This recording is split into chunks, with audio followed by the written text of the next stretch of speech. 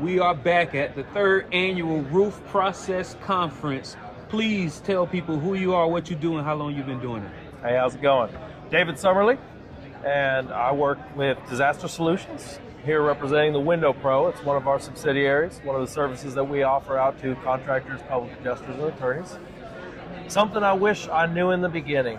Ooh, that could be a lot of things, but making sure you get something in writing, and as a salesperson, it's your responsibility to track your stuff and to also make sure that you're going to get a good deal and get taken care of, right? Mm-hmm. I think we have a scourge in our industry that we need to take care of and root out with salesmen not getting paid, or maybe improper expectations and they don't really know what all they have to do to get paid. Maybe it's a miscommunication in some cases, but I think that we can work on that as an industry, and it's something we can make a big difference with. So it seems like that's something that the leaders in your company, they feel very passionate about, making sure that the salesmen in their company get paid, and making sure the salesmen for other companies know that that's something that that is possible as well. Absolutely. My boss he'd go hungry before he let me go hungry, you know what I mean?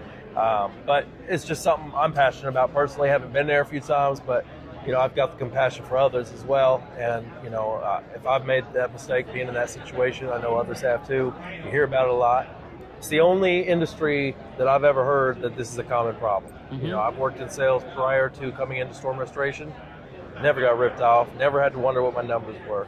They track your numbers for you. You had them at all times. So I think that's something we need to change. And I think that this is one of the biggest opportunities in the world. Literally anybody can come do this and make a ton of money. If they just got the hope and the work, go put it out there and build themselves, they can be successful. But at the end of the day, they need to know they're going to get paid. They're going to get burnt out, they're going to leave. Constant turnover with that stuff. I'd love to see that go away. I think that, we could come into a new gilded age of a lot of success and a lot of people coming up and becoming very successful and helping others. More leaders coming out of this. And you're somebody that's, speaking of sales, you seem very conscious and aware of marketing. For example, when I was first setting up, you made sure that we got the Window Pro sign in the back. Was effective marketing always something that came into your mind, or is it something that just grew as you got into the industry? Or were you just a natural, or you had to learn it? Funny thing is, I actually came into storm restoration from a marketing career. Okay. And you didn't know that, so that's great. Know. But no, I was selling marketing, but I was doing sales of marketing, not doing the marketing itself, right? But one of my customers that I sold marketing to, I thought they were going to buy more marketing, so I went right into their office, like, yeah, I'll come sell you some more stuff. And they were like, look, man, we need you to come work for us. Oh, okay, well, that's not what I thought I was here for, right? And so I said, look, I got to be honest with you guys. I don't know anything about storm restoration. I don't know anything about roofs. And they said, look, man, all that stuff we can teach you in 5 minutes. What you have as a personality, your character, how much you actually care about your clients, and that is clear to them, that we can't teach. And so we really need you to come work here. You can turn a whole company around. And so I said, all right, let's give it a try. And so I came over to this industry, and it changed my whole life. That company, in the end, we had disagreement on pay. We ended up, doing a little bit of a settlement at the end. And it was a couple of years of waiting on that and some hard feelings. Unfortunately, I love those dudes.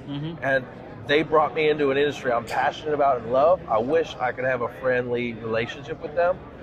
But, you got to be clear with things, and you got to pay your people, and you got to do right by people. And if you don't, unfortunately, those relationships go away. And at the end of the day, what do we have beyond relationships? You know what I'm saying? You have food and water in your belly, but outside of that, those relationships come next. And that's really important. You're very passionate about salespeople getting paid. Yeah, it's like a thing, But I just think if you have somebody that's willing to go and put in the time, and think about it, we're doing a commission-only, mostly career. The kind of people that will go do that, you're either crazy or you're really passionate about an opportunity to be very successful or to go help people. Maybe both. Both is great. But if you have those kind of people under you, why would you ever do anything to lose those people? They're literally generating money out of thin air. And so I think it's important that we take care of people. But the Window Pro, it's about helping homeowners and the contractors, that kind of stuff. And Disaster Solutions, contractors, public adjusters, and attorneys. So it seems like as long as you have charisma, as long as you have integrity, and as long as you care about the customer, anybody with those three factors can come into the restoration industry and kill it, even if they don't know little to nothing about restoration. Absolutely. I literally had like 5 minutes training on the job. I was taken up on a roof. So this is kind of what hail looks like, I think. Here's some contracts, good luck. I had to learn everything out there, and what most of us don't want to admit, a lot of what we learn is from the insurance side. We learn from the adjusters, the good field adjusters that are out there. If you're kind to them and you're respectful of their position and their knowledge, they'll teach you everything, and then they'll tell you where to go knock next, because they want you to win if they like you. Yeah. So if you're good to people, again, those relationships, you take care of people, they'll take care of you. And I know you were saying that a lot of people walking by your booth think you're trying to sell them a window, but that's not necessarily the case. Right. What are you guys trying to get people to know about when it comes to the Window Pro? They don't have to be a window expert to start making money on windows. You know, being a roofing salesman in the past, what would happen for me, I'd go out into the field, right? And homeowners got, say, a $40,000 roof, and they got that one window, and they want that window taken care of, and they're only going to sign with somebody who will take that window. Okay, sign right here. We'll get you. Get back to the office, and the boss is like, another window, man? 6 months later, we've had 2 maintenance guys and a roofer go try and put windows in. They've messed all of them up. We've lost money, and now we're having to put a warranty on a window that we don't even think looks good ourselves. That's terrible. That's not a good business model, and that's not profitable, right? And so what we do, we come in as a window professional, and we help those contractors so that they can get their overhead profit on those windows and potentially the entire job, right? Without ever having to touch a window, without having to warranty the window. And if it's in a state where we're not currently working, we'll work with them to try and figure out, okay, what's the game plan here? How many jobs do we need to have? How can we get this set up and work with you? Potentially even franchises in the future, right? We want to make sure that we're helping contractors one way or another. If we have to just do the estimate for it, if we do a virtual inspection with their homeowner or with the salesman out in the field, come in and train them, whatever we got to do, we want to help this industry be able to capitalize on those windows, because at the end of the day, if we don't, you're not serving the homeowner. Because the homeowner at the end of the day is owed a certain amount of money for the damage that's there. And as a roofing salesman, I've worked for companies that say, no, we just only touch the roof. And they leave the windows just sitting there. A year later, a homeowner's calling me and say, hey, I still got this cracked window y'all never talked to me about. Yeah, we don't do windows. Sorry, good luck. Claim's already settled with your attorney. Now what is the homeowner going to do? That's a disservice to the homeowner. We don't ever want to do that. And people are more likely to tell at least 5 people about a bad experience than they are to tell one person about a good experience. And at the end of the day, whether somebody tells or not, if you're doing right by people, eventually it's going to come around, right? One way or another. But if you're doing wrong by people, you're doing wrong by people, whether anybody knows about it or not. And you got to be able to sleep at night and feel comfortable with what you're doing. And I feel like a lot of people that try to chase money all the time and don't care about their morals or how they're doing people, they're going to get burned out. And then you see a lot of people struggling out there with addictions and all kinds of stuff, trying to make up for that. Burn out and burnt up, and they don't even realize they a demon on their back, right? All right. So it sounds like if a roofer, either the company or the salesman gets a relationship with you, they could mention that as an additional fringe benefit to close the big deal. Say that again. All right. So from what I heard you say, it sounds like that somebody as a roof salesman can, do their job. Right. But the differentiator between them and another roof salesman is, oh, I noticed that you have another potentially damaged window. We can get that taken care of, and then they don't have to worry about it. They can reach out to you. Yeah, and they're getting the homeowner the money they're owed, whether they end up working with us or not. Now, it's still that homeowner's choice, Absolutely. Right? They might pocket that money or use it for their deductible. It's up to them, as long as they're not committing fraud by telling the insurance company, hey, we did these things that they didn't do. They're in the right. They can keep the ACV money on those other things, and maybe they're comfortable with it for right now. Maybe they plan on doing it a year from now. There's all kinds of solutions, and we can always educate and try and help with those things. Obviously, at the end of the day, you want to indemnify the customer and get those things fixed, because otherwise they're not insured anymore on those things. Absolutely. But yeah, we want to help however we can. So how many of these type of conferences do y'all come to? A lot of them. So we're coming into conference season right now, So what's the criteria for what conferences y'all choose to attend? So part of it is going to be the ideal clientele.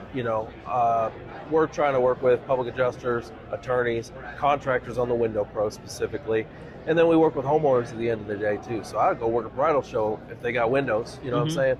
But our other companies are more towards the disaster solution. So it's going to be where there are going to be hurricanes, or where we're dealing with contractors, public adjusters, or attorneys.